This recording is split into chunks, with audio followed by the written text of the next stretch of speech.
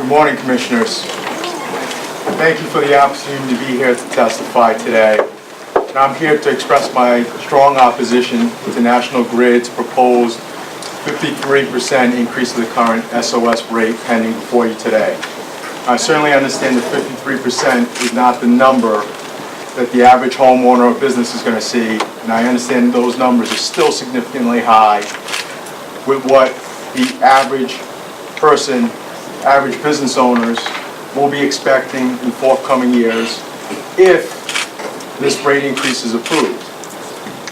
But ultimately, whatever that number, it is a significant increase that shocks the conscience of every Rhode Islander, and in my opinion is outrageous.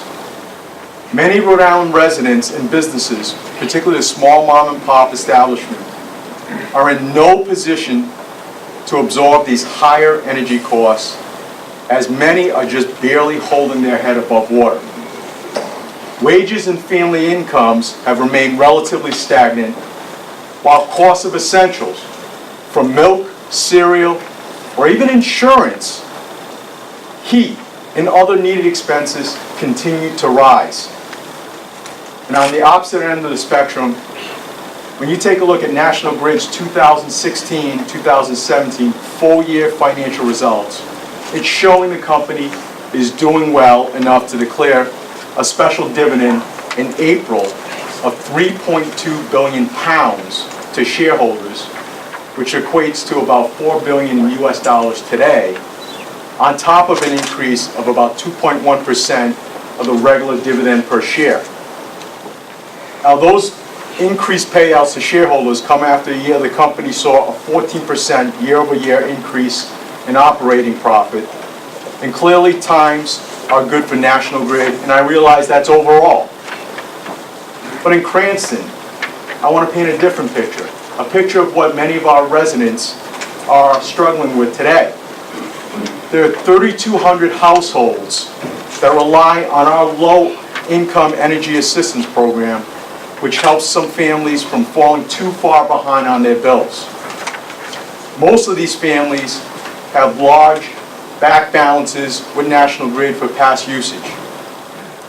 And while these families already pay lower rates for electric and gas through the program, our limited LIHEAP dollars could be reduced in the future, and that weighs heavily on the minds of many municipal leaders like myself.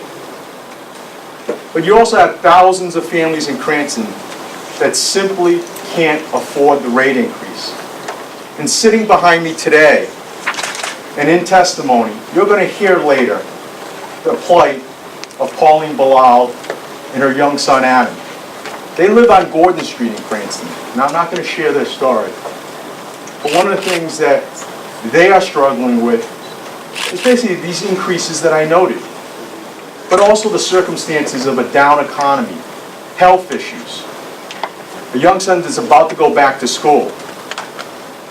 Their stories are stories of many Rhode Islanders that they live every single day trying to get by, hoping not to get on public assistance, trying to do the right thing, and each increase, whether it's in this bill or any other bills, affects their daily lives. So I implore you to listen to their story.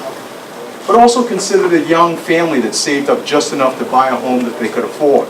Perhaps an older home with limited insulation, inefficient windows, or other appliances. I'm also worried about an elderly resident on a fixed income who has to choose between turning on their heat or paying for prescriptions that week. Sadly, those are the choices that even my mom and dad have to make, because now they're in a different position in their lives.